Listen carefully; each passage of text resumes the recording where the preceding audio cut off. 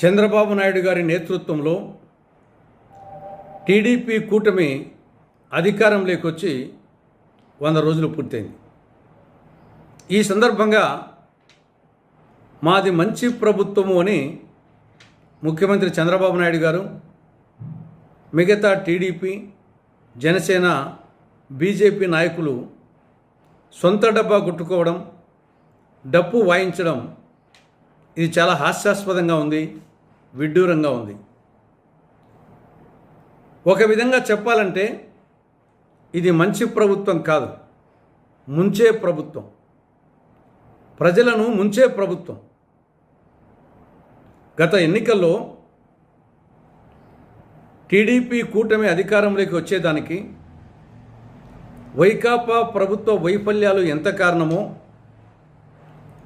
ఎన్నికల సందర్భంగా టీడీపీ కూటమి